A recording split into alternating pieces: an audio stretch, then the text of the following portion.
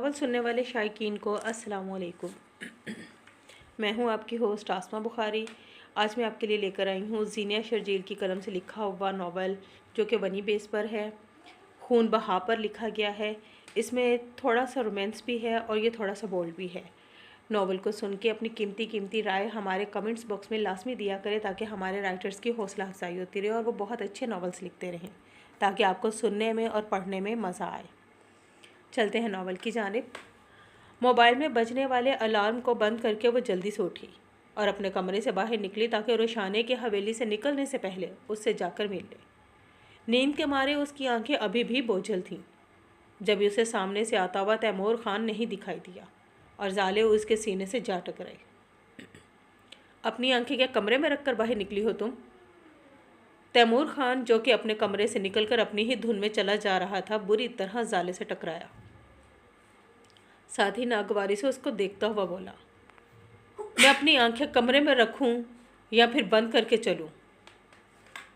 मगर तुम्हारा अपने आप के बारे में क्या ख्याल है छोटे खान साहब? कभी अपनी आंखों को भी सर से नीचे उतार लिया करो, ताकि सामने से आता हुआ बंदा तुम्हें दिखाई भी दे। जाले अपनी नाक सहलाती हुई तैमूर खान को देखकर बोली। वो रोशाने से सिर्फ 2 साल ही तो बड़ी थी, मगर फिर भी तैमूर खान को तुम करके मुखातिब किया करती थी। मैं सुबह सुबह तुम्हारे मुंह लगना ज़रूरी नहीं समझता। चलो अपना रास्ता नापो। तैमूर खान बिगड़े हुए तेवरों के साथ जाले को देखता हुआ बोला, क्योंकि वो उससे बिना डरे उल्टी सीधी बातें किया करती थी। इस्माइल खान साहब की वजह से वो जाले को काफ़ी बर्दाश्त करता था। बात तो तुम ऐसे कर रहे हो जैसे लोगों को मुंह लगाने के औकात मुकर्रर किए हैं तुमने। मुंह लगना ज़रूरी नहीं समझते, मगर जानबूझकर टकराना ज़रूरी समझते हो। जाले आखिरी जुमला मुंह में बड़बड़ाती हुई जानने लगी। तभी गुस्से में तैमूर खान उसकी कलाई पकड़ी। क्या बकवास किया तुमने अभी? तैमूर खान गुस्सीले लहजे में जाले से पूछने लगा। वो अक्सर उसे गुस्सा दिलाया करती थी। मैंने क्या बकवास कर दी? अभी तुम्ही ने तो बकवास की है। मेरा मतलब है बोला है कि अपना रास्ता नापो। मैं तो अपने रास्ते जा रही हूँ। जाले उसके गुस्से की परवाह किए बगैर अपना हाथ छुड़वाने की कोशिश करती हुई बोली, तुमने बोला मैं तुमसे जानबूझकर टकराया हूँ। इतने भी बुरे दिन नहीं आए हैं तैमूर खान के अभी। तैमूर खान उसका हाथ छोड़कर इस्तजाज़िया हंसता हुआ बोला, इंशाल्लाह वो भी बहुत जल्द आ जाएंगे। बल्कि मेरी तो दुआ है आज के कोई तुम्हें छठी का दूध याद करवा दे। जाले तैमूर खान को कहती हुई फ़ौरन वहाँ से भाग गई, जबकि तैमूर खान नागवारी से उसे भागता हुआ देखकर सर झटककर खुद चला गया। जाले सरदार इस्माइल खान के दोस्त की इकलौती बेटी थी, जिसे सरदार इस्माइल खान अपने दोस्त और उसकी बीवी के इंतकाल के बाद हवेली लेकर आ गया था। 8 साल जाले बहुत जल्द सबसे मानूस हो गई थी, कुबरा खातून और तैमूर खान के अलावा। जाले की खाला भी मौजूद थी। कुबरा खातून या सरदार इस्माइल खान की इजाज़त से महीने 2 महीने बाद वो अपनी खाला से मिलने जाया करती थी। बलोगत की मंजिल तय करने के साथ न जाने कब जाले का दिल उससे बागी हुआ, जिसको जाले को खबर नहीं हुई। वो दिल ही दिल में तैमूर खान को चाहने लगी, मगर दिल की ये बात किसी को भी बताने से डरती थी। इम्तिहान कब शुरू हो रहे हैं तुम्हारे? तैमूर खान कार ड्राइव करता हुआ रोशाने से पूछने लगा। ड्राइवर की बजाय वो खुद सुबह ही सुबह रोशाने को हॉस्टल तक छोड़ने निकल आया था। रोशाने पहले भी उससे कभी खुद से मुखातिब नहीं करती थी, मगर वो कल रात वाले तैमूर खान के रवैये से खौफजदा हो गई थी। 2 माह बाद रोशाना ने सर झुकाया उसे मुख्तसर सा जवाब दिया। उसके बाद खामोशी से घर बैठ जाना, कोई ज़रूरत नहीं आगे पढ़ने की। तैमूर खान ड्राइविंग करता हुआ बोला तो रोशान ने सर उठाकर तैमूर खान को देखने लगी। ऐसे क्या देख रही हो मुझे? सही तो कह रहा हूँ। मज़ीद पढ़ लिख कर करना क्या है तुम्हें? ज़्यादा पढ़ाई वैसे भी लड़कियों का दिमाग ख़राब करती है, और मेरे साथ आकर ज़िंदगी गुजारने के लिए तुम्हें अपना दिमाग दुरुस्त रखना पड़ेगा, वरना तो तुम मुझे अच्छी तरह से जानती ही हो। अब की बार तैमूर खान रोशाने को देखकर बोला। रोशाने ने दोबारा सर झुका लिया। वह पलकें झपककर आंखों की नमी अपने अंदर उतारने लगी। अब ऐसी तो कोई बात नहीं की तुम्हारे खान ने तो तुम आंसू बहाने बैठ गई? कहीं मेरी कल वाली हरकत से तो नहीं डर गई? तैमूर खान उसका झुका हुआ सर देखकर बोला और गोद में रखा हुआ रोशाने का नाजुक हाथ पकड़कर पूछने लगा, जबकि अपने दूसरे हाथ से वो स्टीयरिंग व्हील घुमा रहा था। कल रात मैं मीनाबाई के कोठे पर था। वहाँ दोस्तों ने कुछ ज़्यादा ही पिला दी, इसलिए नशे में तुम्हारे साथ बदसलूकी कर बैठा। तैमूर खान बिल्कुल नॉर्मल लहजे में रोशाने को बताने लगा, जबकि उसकी बात सुनकर रोशाने हैरत और अफसोस से तैमूर खान को देखने लगी। अब तुमसे थोड़ी ना कुछ छुपाऊंगा। शादी तुम्ही से करनी है तो फिर तुमसे कैसा पर्दा? तैमूर खान ने अभी भी उसका हाथ पकड़ा हुआ था। वो उसे आंख मारता हुआ बोला। वो अपना कारनामा बिना किसी खौफ या शर्मिंदगी के खुद अपने मुंह से उसे बता रहा था। जिस शख्स के साथ वो चंद लम्हे नहीं गुजार सकती थी, पूरी जिंदगी भला कैसे गुजारती? रोशाने का दिल चाहा वो कार से उतर जाए, मगर वो ऐसा भी नहीं कर सकती थी। इसलिए तैमूर खान से अपना हाथ छुड़वाने लगी, मगर ऐसा करने पर तैमूर खान ने उसका हाथ मजीद सख्ती से पकड़ रखा। खान प्लीज़ मेरा हाथ छोड़ दें, रोशाने ने हिम्मत जमा करते हुए उससे बोली। खान ने तो तुम्हारा पीछा क़यामत तक नहीं छोड़ना है। तुम इस हाथ की बात करती हो? एक बार खान के कमरे में आ जाओ, फिर देखना ये खान तुम्हारे पर पुर से कैसे काटता है। तैमूर खान रोशाने की आंखों में अपने लिए नापसंदीदगी देखता हुआ बोला, जो उसकी मर्दानगी को बुरी तरह ठेस पहुंचा रही थी। वो जानता था रोशाने उससे बचने की खातिर पढ़ाई के बहाने शहर में जायपनाह तलाश करती है। तैमूर खान उसे मजीद जिच करने के लिए ड्राइविंग के दौरान रोशाने का हाथ अपने होंठों तक ले जाने लगा। खान प्लीज़, उसकी घटिया हरकत पर रोशाने ने तकरीबन चीखती हुई बोली। तब अचानक सामने से आती हुई गाड़ी तैमूर खान की गाड़ी से टकरा गई। जैगम शमरोज़ जतोई की कॉल अटेंड करता हुआ ड्राइविंग के दौरान उससे बात कर रहा था। तब अचानक सामने से आती हुई गाड़ी को देखकर उसने ब्रेक लगाई, मगर सामने से आती हुई गाड़ी उसकी गाड़ी से टकरा गई। एक कौन है साले, तू अंधे की औलाद? तैमूर खान गाड़ी का दरवाज़ा खोलकर बाहर निकलता हुआ सामने गाड़ी वाले पर चीखा। किसको अंधा बोला तुमने? जैगम उस फजूल इंसान के चीखने पर खुद भी गाड़ी का दरवाज़ा खोलकर गुस्से में गाड़ी से बाहर निकला। उसने तो बर वक्त ब्रेक लगा भी दी थी, जबकि वो शख्स खुद रोंग साइड से न सिर्फ अपनी गाड़ी ला रहा था, बल्कि उसकी गाड़ी का बोनेट भी डैमेज कर चुका था। तैमूर खान ने गौर से सामने खड़े शख्स को देखा। साल भर पहले ही तो उसने उस शख्स को शहर में देखा था। तब नौशाद मुलाजम ने तैमूर खान को उसके बारे में बताया था।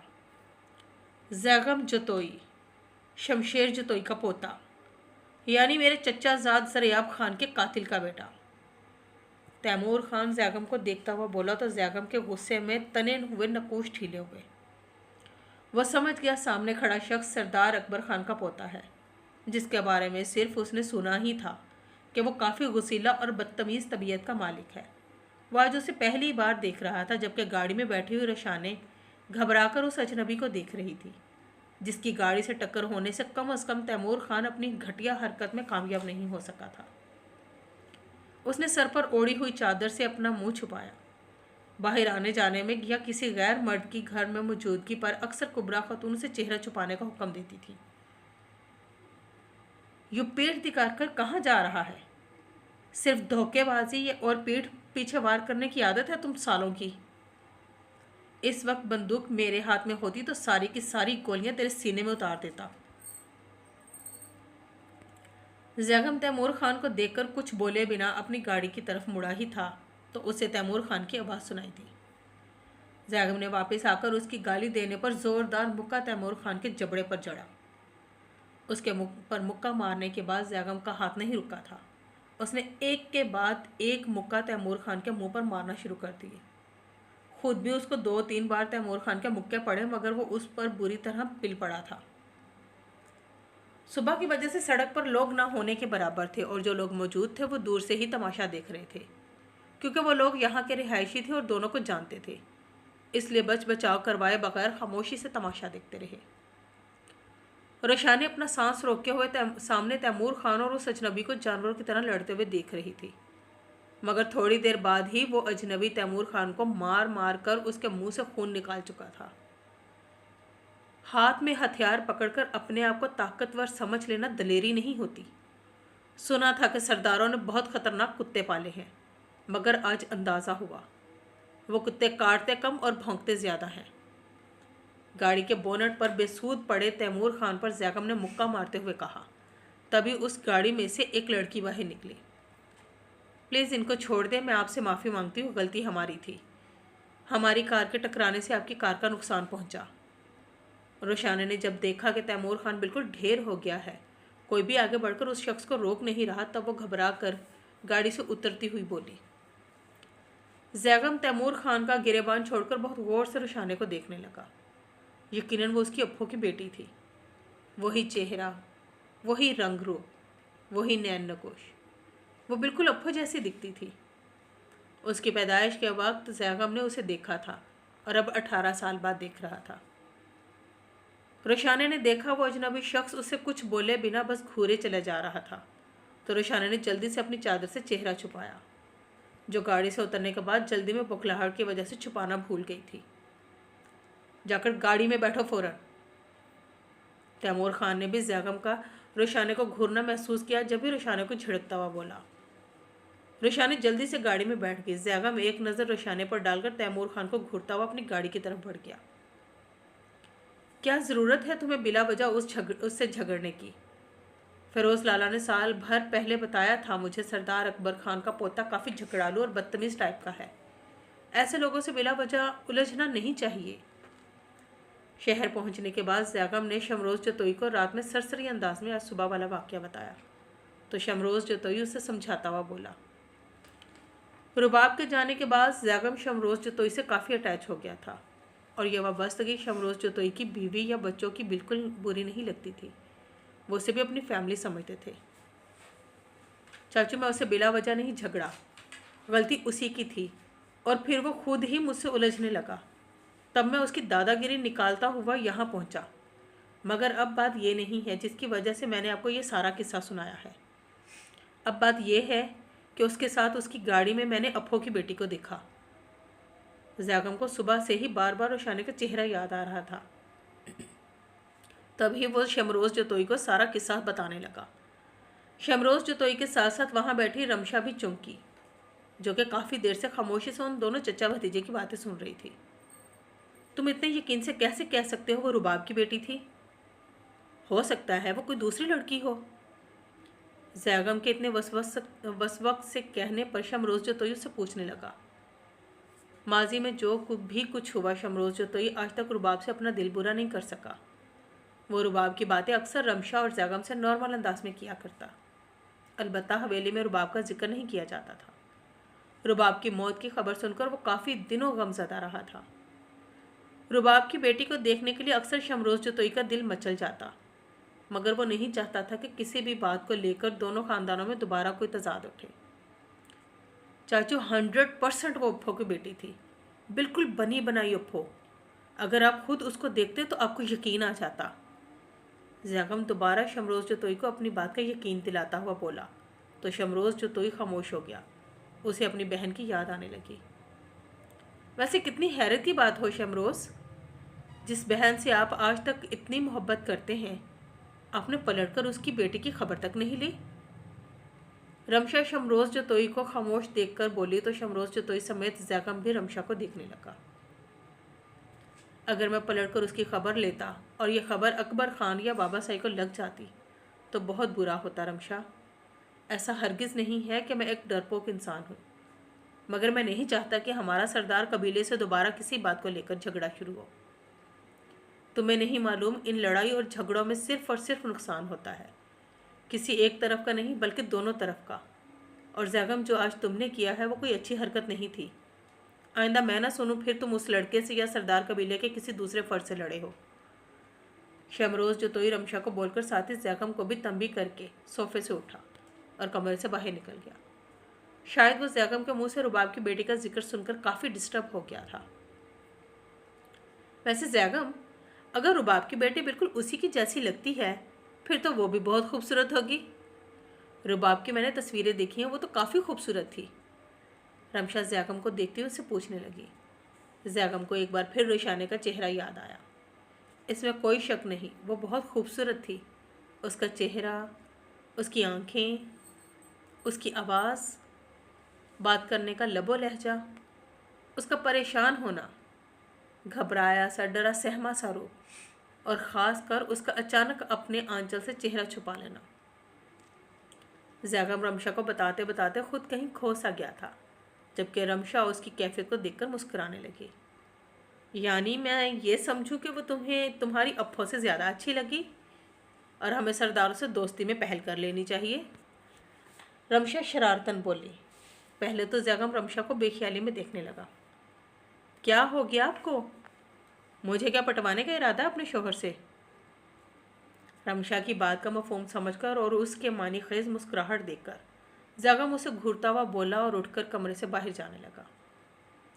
मेरी दिल से दुआ है जल्दी कोई ना कोई वसीला बने और रुबाब की बेटी वापस हमारे पास आ जाए, तुम्हारी दुल्हन के रूप में। आखिरी बात रमशा ने मजाक में बोली, जिस पर जैगम अपनी बेख्याली में बोले हुए लफ्ज़ों पर शर्मिंदा होता हुआ उसे आंखें दिखाकर कमरे से बाहर निकल गया। हिम्मत कैसे की उस बदबख्त ने सरदार अकबर खान के पोते पर हाथ उठाने की। नौशाद को बोलो 4 आदमी लेकर जाए और हमारे दुश्मनों को उनकी औकात याद दिलाकर आए। तैमूर खान रोशाने को लेकर शहर नहीं गया था, बल्कि वापस हवेली ले आया था। कुबरा खातून ने अपने पोते की हालत देखी तो जलाल में आती हुई सरदार इस्माइल खान से बोली, अम्मा हजूर, पहले पूरी बात तो मालूम हो। शमशीर जतोई के पोते ने ऐसा क्यों किया? जब भी कोई कदम उठाया जा सकता है, ऐसे कैसे 4 आदमियों को उनकी तरफ भेज दूँ? पहले मुझे तैमूर से पूरा किस्सा मालूम कर लेने दे। सरदार इस्माइल खान कुबरा खातून का गुस्सा ठंडा करता हुआ बोला। इस्माइल खान अपने बाप की तरह सुलझू और नरम तबीयत रखने वाला आदमी था, हर बात को समझने बूझने के बाद फैसला करने वाला, जबकि उसका बेटा तैमूर खान बिल्कुल कुबरा खातून का परतू था। इस्माइल खान शेर अगर बूढ़ा हो जाए तो उसे दुबक कर नहीं बैठना चाहिए, जंगल में उसी का कानून चलना चाहिए। तुम समझ रहे हो ना मेरी बात? कुबरा खातून अपने बेटे को आंखें दिखाती हुई बोली। दादी हजूर, ये बात बाबा हजूर को समझ में नहीं आने वाली। वैसे भी उस जैगम चतोई ने सरदार तैमूर खान से टक्कर ली है, और तैमूर खान माफ़ करने वालों में से या दरगुजर करने वालों में से बिल्कुल भी नहीं है। मैंने मालूम करवा लिया है वो शहर में किस जगह रहता है, उसका ऑफिस कहाँ है। ऐसे नहीं छोड़ूंगा मैं उसे। तैमूर खान कुबरा खातून के कमरे में आता हुआ उससे बोला, जिस पर कुबरा खातून खुश होकर उसे देखने लगी, जबकि सरदार इस्माइल खान खामोशी से कमरे से बाहर निकल गया, क्योंकि वह कुबरा खातून के सामने तैमूर खान को समझाने का इरादा नहीं रखता था। मगर उसने सोचा था बाद में वो अपने बेटे को समझाएगा कि बात को बढ़ाने का कोई फ़ायदा नहीं। कमरे में उस वक्त कुबरा खातून और तैमूर खान मौजूद थे। तब रोशाने ने बात करने की गर्ज से कुबरा खातून के कमरे में आई, मगर वहाँ तैमूर खान को देखकर सोच में पड़ गई कि बात करे या नहीं करे। ए लड़की, अपने मुंह से कुछ बोलेगी भी या यूं ही मट्टी की बुत की तरह खड़ी रहेगी? कुबरा खातून, जो कि रोशाने के बोलने के इंतज़ार में थी, उसे खामोश देखकर सख्त लहजे में गोया हुई। दादी हजूर, मैं शहर जाना चाहती हूँ, वरना पढ़ाई का काफ़ी हर्ज हो जाएगा। आप अगर इजाज़त दे तो आज शाम ड्राइवर के साथ निकल जाऊँ? रोशाने सर झुकाकर आहिस्ता आवाज़ में कुबरा खातून से बोली। इस वक्त उसने तैमूर खान को देखने से मुकम्मल गुरेज किया था, जो उसके झुके हुए सर को गुस्से में देख रहा था। दुश्मन चुकन्ना हो चुका है, घर में एक तूफ़ान आया पड़ा है और तुझे अपने सैर सपाटों से फुर्सत नहीं मिल रही। शाम तो हो चुकी है, अब क्या आवारा औरतों की तरह रात गए निकलना है? खूबसूरत जवान जहान लड़की को ऐसे ही भेज दूँ? कोई ज़रूरत नहीं है अब हफ्ता भर घर से बाहर जाने की। कुबरा खातून रोशाने को अच्छी तरह घुरकती हुई बोली। रोशाने अपना सा मुँह लेकर कमरे से बाहर जाने लगी। चाय बनाकर मेरे कमरे में लेकर आओ। रोशाने ने सर उठाकर तैमूर खान को देखा। हुक्म देने वाले अंदाज में उसी से मुखातिब था। वो जी कहती हुई कमरे से बाहर निकलकर किचन में चली गई। उसे मालूम था अब उसे शहर नहीं जाने दिया जाएगा, उसकी पढ़ाई तक रोक दी जाएगी। उसे क्या मालूम था तैमूर खान की पिटाई करने वाला उसके ख़ानदान का कोई दुश्मन था, और अब वो उसकी पढ़ाई का भी दुश्मन बन जाएगा। वो तैमूर खान के लिए चाय बनाते हुए आंसू बहाने लगी। रोशी, बच्चे यहाँ क्या कर रही हो? पूरे घर से तुम्हें ढूंढ रही हूँ। तुम्हारे मोबाइल पर हमना की कॉल आई थी, पूछ रही थी कि आज कॉलेज क्यों नहीं पहुँची। बताया ना तुमने उसे? यहाँ देखो मेरी तरफ, क्यों रो रही हो ऐसे? जरीन जो रोशाने को किचन में देखकर बात करती हुई उसके पास आई, मगर रोशाने को रोता हुआ देखकर हैरत से उससे पूछने लगी,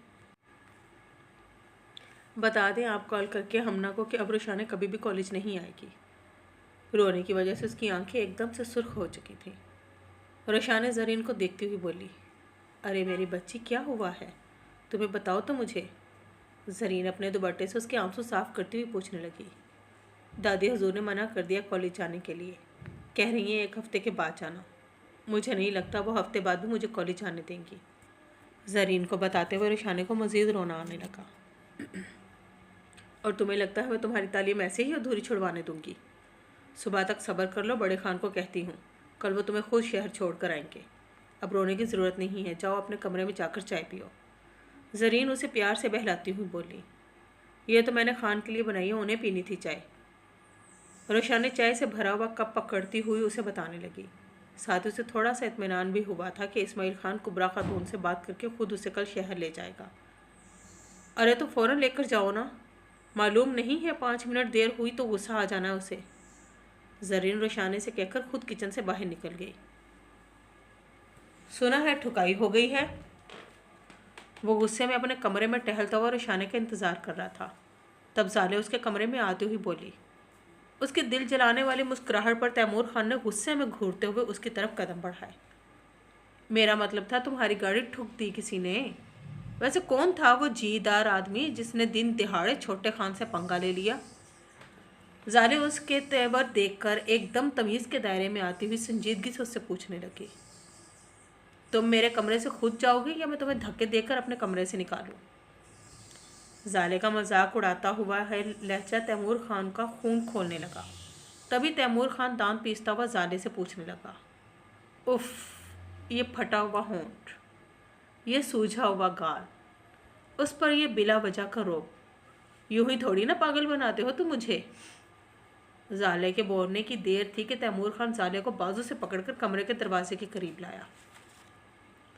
इज्जत शायद रास नहीं, धक्के देकर ही अपने कमरे से निकालना पड़ेगा।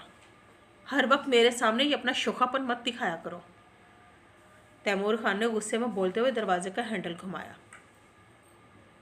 अरे छोड़ो मेरा बाजू, नहीं दिखा रही तुम्हें कुछ शोखापन। अच्छा सॉरी बाबा, गुस्सा तो थूक दो।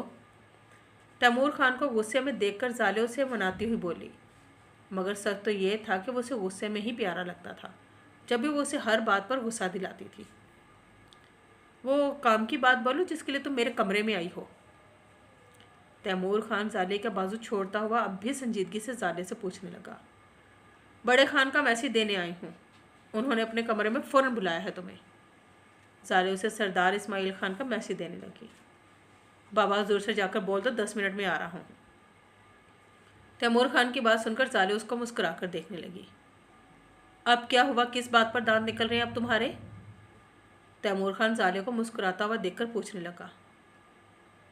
तसव्वुर में तुम्हें पिटता हुआ देखकर सोच रही हूँ, क्या मज़ेदार सीन होगा जो मैंने मिस कर दिया।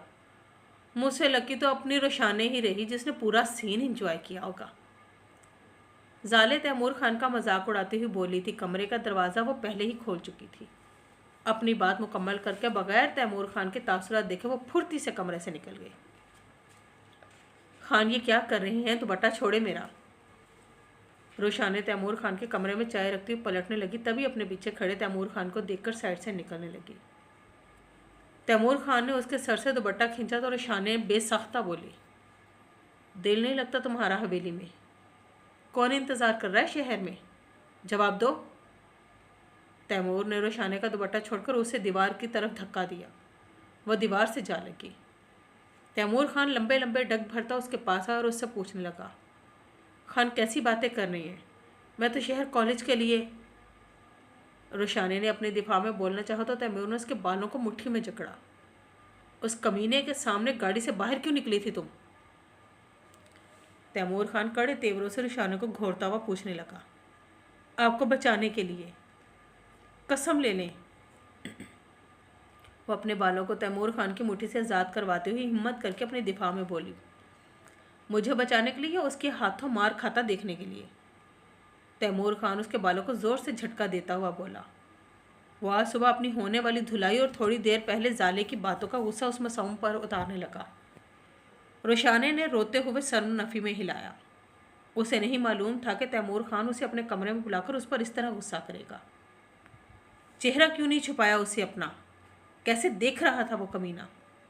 तैमूर खान गुस्से में उसके चेहरे के करीब अपना चेहरा लाता हुआ पूछने लगा, आइंदा ऐसी गलती नहीं होगी खान, प्लीज़ मुझे जाने दें। उसे अब तैमूर खान से डर लगने लगा था। न जाने वो गुस्से में उसके साथ क्या कर दे। रोशानी डरती हुई तैमूर खान से बोली, अगली बार अगर ऐसी कोई गलती हुई तो ये खूबसूरत चेहरा किसी दूसरे को तो क्या, तुम्हारे खुद के देखने के काबिल नहीं छोड़ूंगा। वो कमीना अगर ज़िंदगी में दोबारा सामने आया तो गलती से भी उसे अपना चेहरा मत दिखाना। इस चेहरे को देखने का हक सिर्फ और सिर्फ तैमूर खान का है, किसी दूसरे का नहीं। तैमूर खान ने बोलते हुए उसके बालों को झटके से छोड़ा। वो दीवार से जड़कर रोती हुई नीचे बैठती चली गई। तैमूर खान उसके सामने सोफे पर बैठता हुआ चाय पीने लगा। हाँ हाँ, आज का प्रोग्राम डन है। सुना है मीना बाई ने कुछ नया माल मंगवाया है, चेक कर लेने में कोई हर्ज नहीं है। हाँ हाँ, नहीं, फ़िलहाल दूर से ही चेक करने का इरादा है। बस रात में 2-3 घंटे के लिए आ रहा हूँ।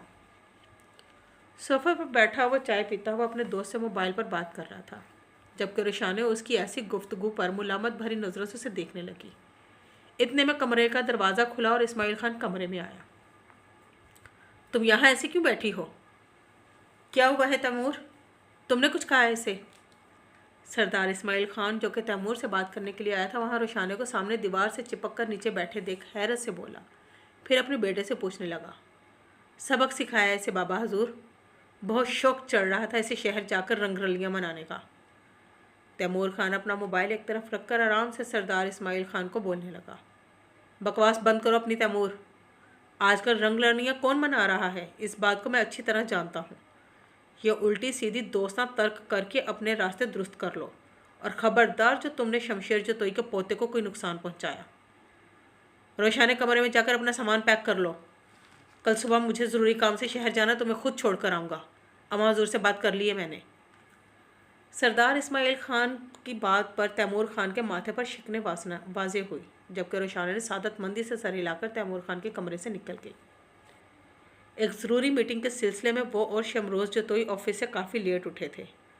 शमरोज़ जतोई जैगम को थोड़ी देर में आने का कहकर खुद फाइल देखने लग गया। जबकि जैगम बेसमेंट में आकर गाड़ी में बैठने ही लगा, तब वो आहट की आवाज़ पर मुड़ा। उसके पीछे 4 आदमी खड़े थे और चारों के हाथों में डंडे मौजूद थे। ऑफिस के सारे वर्कर्स और क्लाइंट्स तकरीबन सब जा चुके थे, इसलिए बेसमेंट खाली था। एक अकेले को मारकर हीरो समझने लग गया है खुद को, ज़रा हमसे मुकाबला करके दिखा। उनमें से एक आदमी जैगम को बोला, तब वो समझ गया वो किसकी बात कर रहे हैं और ये सब आदमी किसने भेजे हैं। वो चारों आदमी एक साथ उसकी तरफ बढ़े। जैगम ने एक आदमी को लात मारकर अपना बचाव करते हुए साथ ही उसके हाथ से डंडा छीना। वो बाकी तीनों आदमियों से अकेला मुकाबला करने लगा। वो तादाद में ज़्यादा थे, जैगम ज़्यादा देर तक उनका मुकाबला नहीं कर सका। एक आदमी ने काफ़ी ज़ोर से उसको डंडा मारा, जो कि उसके सर पर लगा और उसकी आंखों के आगे एकदम अंधेरा छा गया। दूसरा डंडा उसके कंधे पर लगा, जिससे उसके हाथ में मौजूद डंडा नीचे ज़मीन पर गिर पड़ा। अब वो आदमी उसके बाजुओं को पकड़कर उसे काबू कर चुके थे। जैगम के सर से खून बह रहा था। वो बहुत मुश्किलों से अपनी आंखें खोल पाया था। तीसरे आदमी ने अपनी जेब से एक तेज़ धार चाकू निकाला। तभी किसी गाड़ी के तेज़ बजने वाले हॉर्न ने पूरे बेसमेंट में शोर बर्पा किया, जिसे सुनकर वो चारों वहाँ से भाग निकले। उनके वहाँ से जाने के बाद शमरोज़ जतोई गाड़ी के हॉर्न से हाथ हटाकर भागता हुआ जैगम के पास आया, जो कि इस वक्त नीचे गिरा हुआ था। वो जैगम को सहारा देकर गाड़ी में बिठाने लगा।